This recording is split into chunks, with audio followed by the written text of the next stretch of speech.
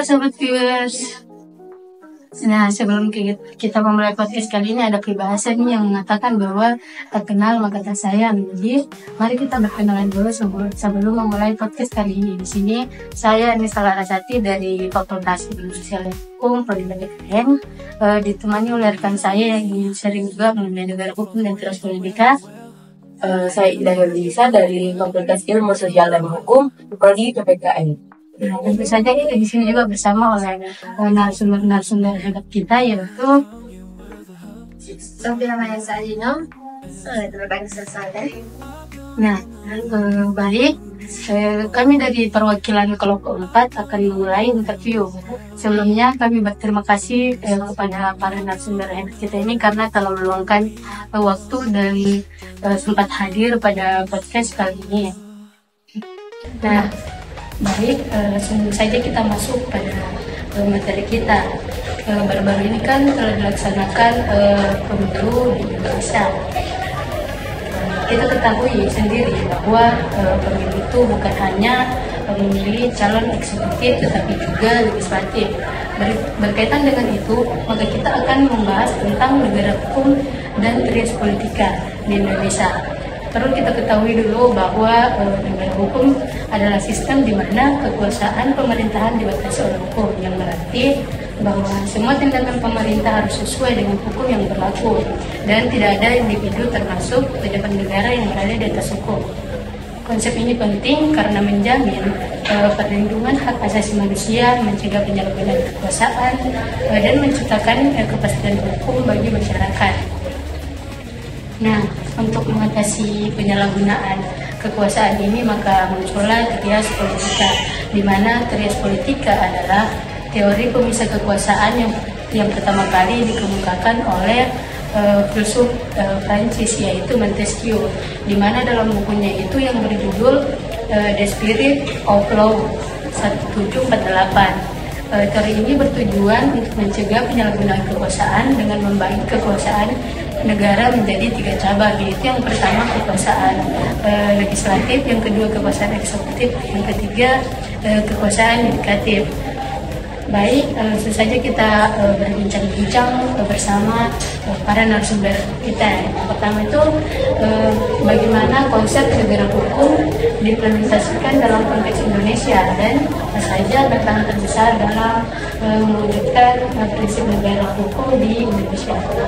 Baik, jadi negara hukum di Indonesia itu dijalankan dengan menerapkan prinsip-prinsip seperti hukum yang menjadi aturan tertinggi, pembagian kekuasaan, perlindungan hak asasi manusia, dan juga peradilan yang bebas dari tekanan.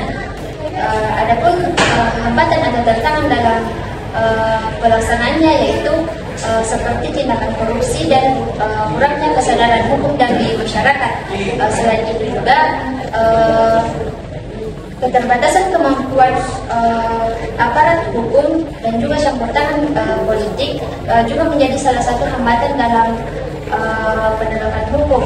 Oleh karena itu, untuk menciptakan atau mencapai negara yang ideal diperlukan kerjasama antar pemerintah, lembaga hukum, dan juga masyarakat untuk menciptakan sistem hukum yang adil dan transparan. Baik, itulah pembicaraan bebas dari kita. Mungkin rekan saya mengajukan sebuah pertanyaan dari narasumber kita. Baik, terima kasih atas ini. Jadi saya mau bertanya kepada narasumber kita ini, bagaimana trias politika berkontribusi terhadap penerapan negara hukum? Baik, jadi menurut trias politika yang terdiri dari kekuasaan eksekutif, legislatif, yudikatif berfungsi untuk mencegah konsentrasi kekuasaan pada satu lembaga. Dengan memisahkan kekuasaan ini, setiap lembaga dapat mengawasi atau menyeimbangkan. Dengan hal ini mendukung negara hukum dikarenakan memastikan bahwa hukum ditegakkan secara adil dan tidak penyalahgunaan kekuasaan. Harapan dari narasumber kita terkait kontribusi trias politika yang ada di Indonesia.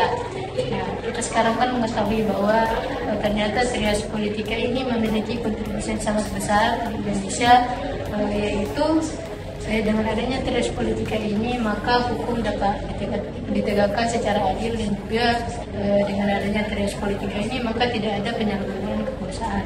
Selanjutnya saya akan menanyakan pertanyaan lagi terkait apa saja tantangan utama yang dihadapi negara hukum dalam konteks trias politika di Indonesia. Oke, baik. Menurut saya salah satu tantangan utamanya yaitu adanya konflik kepentingan antar para lembaga. Contohnya saja seperti ini. Jika kekuasaan lembaga legislatif terlalu dominan atau lebih kuat, hal itu bisa saja mempengaruhi keputusan dari lembaga-lembaga yudikatif.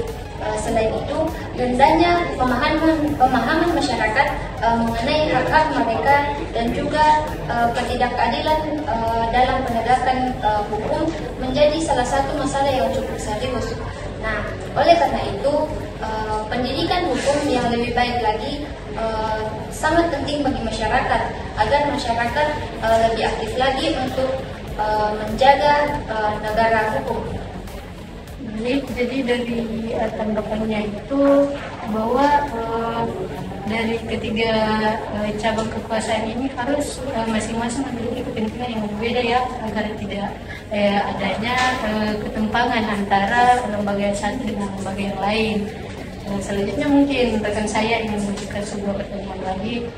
Baik, saya akan bertanya kepada narasumber lagi, yaitu bagaimana cara masyarakat dapat berpartisipasi dalam menjaga negara, hukum dan trias politika, serta apa harapan Anda untuk masa depan negara hukum dan trias politika di Indonesia ini?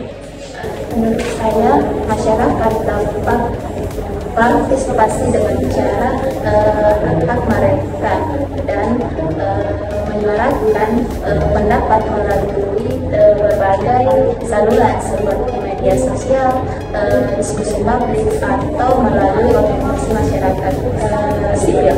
Selain itu, dan juga untuk memastikan akuntabilitas dan transparansi. Harapan saya adalah agar Indonesia dapat memperkuat prinsip negara hukum atau trias politika, sehingga warga negara juga dapat merasakan keadilan atau perlindungan hukum.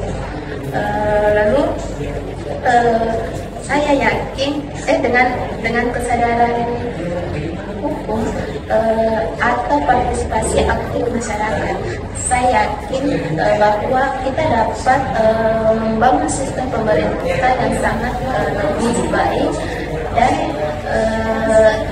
dan lebih transparan di masa depan ini. Baik, terima kasih kepada narasumber kita. Jadi di sini kita dapat menarik kesimpulan ya bahwa harapan dari kita semua ini untuk bangsa Indonesia yaitu dengan memperkuat lagi prinsip-prinsip negara terkait dengan negara hukum dan trias politika, sehingga masyarakat bisa merasakan ya bahwa adanya keadilan hukum serta tidak adanya penyalahgunaan kekuasaan terhadap lembaga-lembaga yang tinggi lagi ya.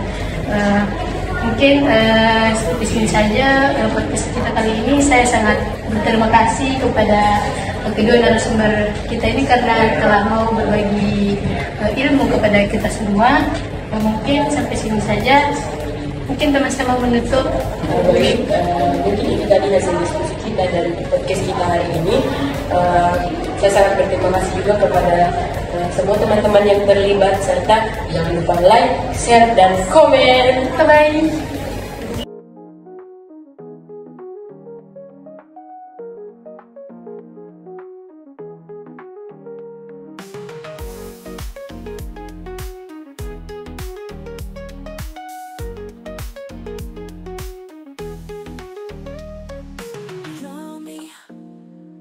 For the world, I wanna tell you well.